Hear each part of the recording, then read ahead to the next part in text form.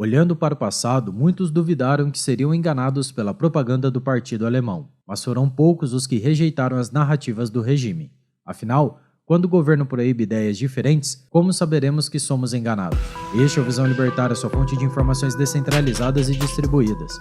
Esse artigo foi escrito por historiador libertário, revisado e narrado por Coreia com K. O Partido Nacional Socialista dos Trabalhadores Alemães gostava de criar enormes eventos para trazer um senso de comunidade. Era uma forma de unir o povo em torno deste seleto grupo e atingir emocionalmente o público presente. As fotografias tiradas durante os eventos tinham o objetivo de mostrar como o Führer era popular e aceito pelo povo, e como seu governo estava transformando positivamente o país. Para uma Alemanha que anos atrás perdera uma guerra mundial e estava afundada em enorme crise econômica, a nova era inaugurada por este governo parecia ser uma mudança promissora. O pintor frustrado passaria a ser apresentado pela propaganda como uma figura inquestionável e forte, o único capaz de restaurar a Alemanha e fazê-la voltar à sua grandeza. Com toda a ajuda da propaganda no rádio e no cinema, o meio-bigode passou a ser visto como uma figura messiânica e um culto à sua personalidade foi instaurado em todo o país. Seu livro, Minha Luta, seria fornecido a todos os membros do seu partido e posteriormente a todos os alemães que se casassem. A venda em massa de sua obra tornaria o ditador muito rico. Uma das primeiras tragédias que ele usaria como propaganda política para manipular a opinião pública foi um incêndio do prédio no parlamento alemão. A guerra ao terrorismo seria uma importante justificativa do governo para sustentar a ideia de que era necessário conceder poderes irrestritos ao governo. Foi graças a esse ataque em 27 de fevereiro de 1933, considerado um dos piores ataques terroristas no país, que Adolfinho persuadiu os legisladores políticos a dar esse poder de emergência. E sabemos bem que poderes extras considerados emergenciais nas mãos de um ditador ficam com ele para sempre. Dito e feito. Esse novo poder de suspender direitos civis foram renovados pelo Reichstag, que seria dominado pelo partido, e foi essencial na instauração da ditadura totalitária. Fizemos um vídeo sobre o incêndio do Reichstag. Se quiser assisti-lo, o link está aqui na descrição. O ministro da propaganda, Joseph Goebbels, sempre tomou cuidado para causar boas impressões na comunidade internacional. Ele teria êxito em usar o rádio e o cinema, as novas tecnologias da época, para incutir o discurso do Führer em todas as casas. Mas o ódio de muitos membros do partido para com os judeus foi algo latente e difícil de se esconder. Eles aproveitaram que muitos militares e demais alemães percebiam a comunidade judaica com desprezo e desconfiança e usaram isso para criar um inimigo em comum. Mesmo os judeus já integrados na cultura alemã e que não praticavam o judaísmo, passaram a ser estigmatizados pelo partido. Outro grande inimigo eram os marxistas, defensores do comunismo em geral.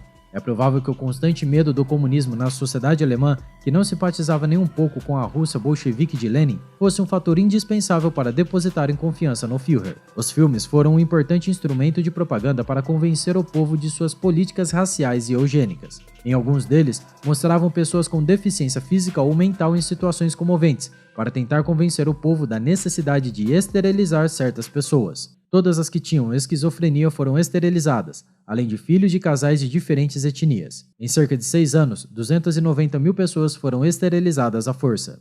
E toda essa política autoritária baseada na pseudociência foi fortemente defendida por alguns cientistas que compactuavam com o regime. Essas ideias macabras de eugenia e de que outros grupos considerados não arianos eram inferiores iriam servir como embasamento intelectual para experimentos cruéis realizados por Joseph Mengele em seus campos de concentração. Sobre esses experimentos cruéis e o julgamento dos criminosos, fizemos um vídeo intitulado O Código de Nuremberg. O link está aqui na descrição também. O período dos Jogos Olímpicos de 1936 foi um momento decisivo para a propaganda, já que foi uma oportunidade de criar uma ótima imagem no exterior. Ao longo da década de 1930, os judeus perderam direitos, sendo banidos e rejeitados de diversos empregos, locais ou instituições, impedidos inclusive de praticar esportes profissionalmente. Não existia mais Estado de Direito e o partido controlava todos os setores da sociedade, inclusive o judiciário. Mesmo assim, através do controle da narrativa midiática durante os Jogos, Adolfinho conseguiu impor uma falsa visão positiva da Alemanha, de que não havia perseguições sistemáticas a judeus e outros grupos ou quaisquer violações de direitos humanos, mostrando ser um país acolhedor. Temos um vídeo que fala sobre isso aqui no canal também, o link está na descrição. No entanto, logo após o fim dos Jogos Olímpicos, a hostilidade aos judeus voltou. Até mesmo livros infantis e jogos de tabuleiro tinham propaganda antissemita e a imagem era clara: judeus não deveriam fazer parte da sociedade. Durante esse período, vários deles tentaram emigrar para os Estados Unidos. No entanto, o presidente Roosevelt manteve as fronteiras fechadas para eles. Infelizmente, o país conhecido como Terra da Liberdade não foi um local nada acolhedor para os semitas, que sofreram grande violência na Alemanha. Mas a verdade é que vários países mostraram indiferença à causa judaica e não se mostraram receptivos a ajudá-los da perseguição do partido. Isso tudo apenas beneficiou o governo alemão, afinal, nenhum outro estava disposto a enfrentar a opressão e o racismo do regime. O silêncio da comunidade internacional deixou os judeus numa situação de total vulnerabilidade, e isso explica muito das consequências do Holocausto e do posterior genocídio que não foi impedido. Em 1938, a situação da opressão na Alemanha chegou no ápice. Os passaportes de todos os judeus foram marcados com um J em vermelho. Pouco depois, os cabeças do partido usariam o assassinato de um diplomata alemão em Paris para culpar a comunidade judaica. Nessa campanha mais brutal contra o povo judeu, centenas de sinagogas foram queimadas, milhares de lojas foram destruídas e a onda de violência piorou drasticamente. O ponto de maior tensão nessa escalada violenta foi em 9 de maio de 1938, denominada Noite dos Cristais. Devido à enorme violência praticada pelos membros das forças paramilitares SA e também da SS, mais de 1.000 judeus morreram.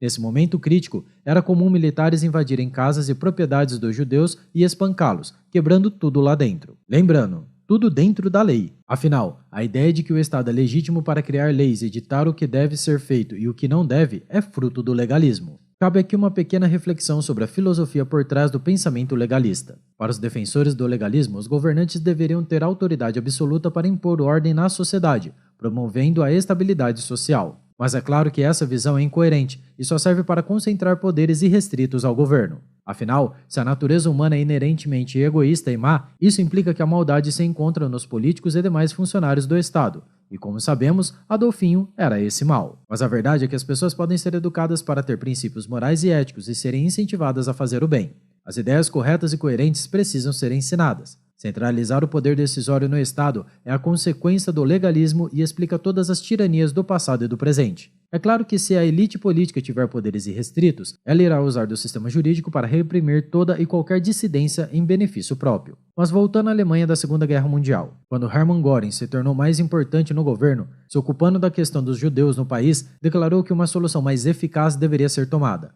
A partir daí, esse povo seria proibido de andar em carro e até de sentar em bancos de praça. Seriam totalmente marginalizados e excluídos. As crianças e jovens judeus seriam expulsos das escolas, e todos que tentavam imigrar da Alemanha tinham seus pertences e dinheiro roubados. Mais de 100.000 deles fugiria para outros países após o pogrom de 1938. Mesmo após todas essas injustiças e brutalidades, a propaganda apenas exaltava uma ilusão de que o país estava em ordem e de que o ditador sabia o que estava fazendo. Ousados e lúcidos foram os alemães que realmente rejeitaram essa barbárie e decidiram questionar o que o Führer e seus asseclas faziam. Este foi o caso do grupo da Rosa Branca, que se opôs ao partido. Temos um vídeo sobre o assunto aqui também. Fica a recomendação. Toda essa demonização dos judeus que começou na década de 1930 foi um passo essencial para preparar o terreno para as deportações e os campos de concentração, que se intensificaram em 1941. Com essa propaganda controlada, estatizada e com censura a qualquer voz divergente, a narrativa de que os judeus eram inimigos do povo alemão e sua cultura foram sendo aceitos com o tempo. Sabemos também que muitos se conformaram com o que estava acontecendo porque, de alguma forma, foram beneficiados pelo governo. O lojista alemão provavelmente ficou feliz ao ver o fim do negócio de seu concorrente judeu. E isso vale para todos os setores. O professor, um escritor, ator ou cientista alemão ganhar espaço ao se filiar ao partido e ver seus concorrentes judeus proibidos de trabalhar foi financeiramente benéfico. Infelizmente, nem todos se preocupam com a liberdade alheia. Já havia desde 1933 campos como o de Dachau, que abrigou muitos inimigos políticos e dissidentes do regime, além de outros grupos vistos como indesejáveis. Mas ao longo da mesma década, o partido escolheu por abordagens graduais em relação à eliminação dos direitos dos judeus. Em 1935, por exemplo, uma lei discriminatória seria um marco por ser uma política abertamente racista e excludente, a Lei de Nuremberg. Essa lei negava direitos civis e políticos aos judeus, tornando-os cidadãos de segunda classe na sociedade alemã. Muitos não fugiram do país nesse momento, e a vida deles, infelizmente, foi se tornando cada vez mais degradante e restritiva. Mas no início da Segunda Guerra Mundial, em 1939, foi um momento crucial. Como sabemos, em tempos de guerra, o poder do Estado e dos governantes aumenta, e qualquer coisa é motivo para criar bodes expiatórios. E foi no ano de 1941, no auge da guerra e com a invasão da União Soviética, que se iniciou o plano de genocídio denominado de Solução Final. Desde a invasão da Polônia em 1939 e a ocupação do país, esse plano já estava em andamento. Os judeus que viviam nos países ocupados passaram a ser perseguidos e serem vítimas de todo tipo de violência, independentemente de serem mulheres, crianças ou idosos. O marco trágico na sociedade polonesa foi a construção do Gueto de Varsóvia, e esses judeus seriam preparados para um destino pior. Uma vasta rede de campos de concentração foi criada na Polônia, como Auschwitz e Treblinka, e essa trágica história é conhecida como Holocausto, onde milhões de pessoas foram obrigadas a se alojar em campos de trabalho forçado com condições desumanas, ou foram assassinados em câmaras de gás. Enfim, foram várias as estratégias para criar conformismo em massa e a adesão dos alemães inquestionável às ideias do partido. Através dos comícios, manipulação da emoção do povo, a repetição frequente de slogans, imagens propagandistas e ideias simplistas foram algumas das táticas para tornar as ideias algo aceitável. Claro que os problemas econômicos da crise de 1929 que impactou a Alemanha e a sombra do humilhante Tratado de Versalhes não podem ficar de fora dessa história. Mas a ideia de que era possível resolver grandes problemas via soluções simples é o começo de toda a tirania. E de pensar que os alemães estariam seguros e protegidos do comunismo ou dos judeus ao concederem poderes ilimitados a Adolfinho, hoje nos parece uma ideia idiota. Mas naquela época, com o monopólio de toda a mídia, cinema e qualquer outra produção cultural e literária nas mãos do partido, foi fácil manipular a todos. Obrigado por sua audiência. Se você gostou do vídeo, clique no ícone de curtir abaixo e compartilhe em sua rede social. Se deseja ser notificado de outros vídeos, inscreva-se no canal e depois clique no ícone da campainha. Escreva artigos você também. Acesse visãolibertaria.com. Até a próxima e tchau, obrigado.